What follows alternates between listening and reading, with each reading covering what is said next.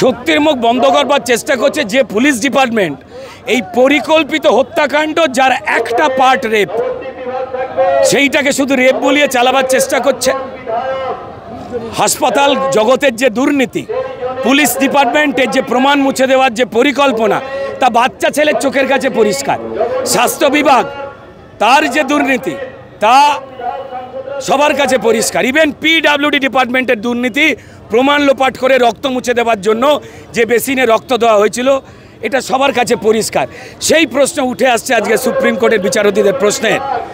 মমতা বন্দ্যোপাধ্যায় 20খানা কোটি কোটি টাকার লয়ার লাগিয়েছেন, তারা লেজে গোবরে হচ্ছেন, উত্তর দিতে পাচ্ছেন না। এত পুলিশ সত্যির মুখ আটকাবার জন্য সেদিন যদি একটা পুলিশ ওই ডাক্তার বোনটার কাছে থাকতো, তাহলে মেয়েটা আজকে বেঁচে পেশেন্ট দেখছে। মমতা বন্দ্যোপাধ্যায় চূড়ান্ত অন্যায় করলেন, তার জবাব মমতা চাইছে, মানুষ চাইছে।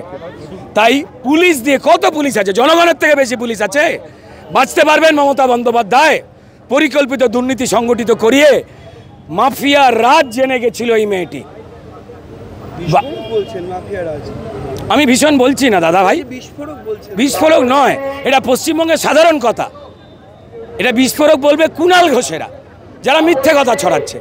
এরা বিস্ফোরক বলবে মমতা বন্দ্যোপাধ্যায়ের মতো যারা ক্রিমিনালদের আড়াল করা মাফিয়াদের ওপরের মাফিয়া। আমি সাধারণ কথা বলছি, যা সব মানুষ বলছেন, দেখতে পাচ্ছেন। সন্দীপ ঘোষ একের পর একদিন প্রত্যেকদিন যাচ্ছেন সিজিও কমপ্লেক্সে, তাকে জিজ্ঞাসাবাদ করছেন।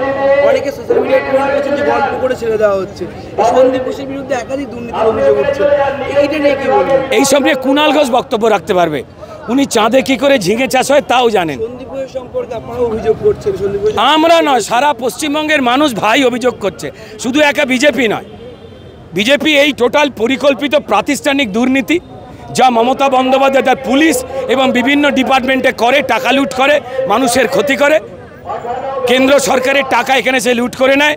সেই সত্যি কথা জনগণকে জানাতে গিয়ে আমাদের 250-এর ওপরে কর্মীকে খুন করা হয়েছে। এবং এই পুলিশ কেস রেজিস্টার করেছে ইউডি, মানে যেভাবে ডাক্তার মেয়েটাকে ইউডি আনন্যাচারাল ডেথ, অস্বাভাবিক মৃত্যুতে কেস রেজিস্টার করেছিল, খুন বলেনি।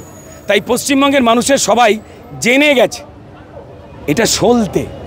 ঠিক যেমন সিঙ্গুর নন্দীগ্রাম মমতা বন্দ্যোপাধ্যায় সলতে ছিল, তার আগে পরিকল্পিতভাবে সিপিআইএমের দুর্নীতি অপশাসনের পুঞ্জীবিত ক্ষোভ ছিল, তাই ব্লাস্ট হয়েছিল।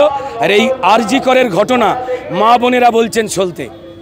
কেমন পশ্চিমবঙ্গের লাগাতার হওয়া দুর্নীতি এবং দুর্নীতিকে বাঁচাবার জন্য পুলিশের ভূমিকা মমতা বন্দ্যোপাধ্যায়ের ডিপার্টমেন্টের সবাই জানে। ধন্যবাদ যে মমতা বন্দ্যোপাধ্যায় নিজের এই দুর্নীতির বিরুদ্ধে নিজের বিরুদ্ধেই মিছিলে হেঁটেছেন, যা পৃথিবীতে প্রথম।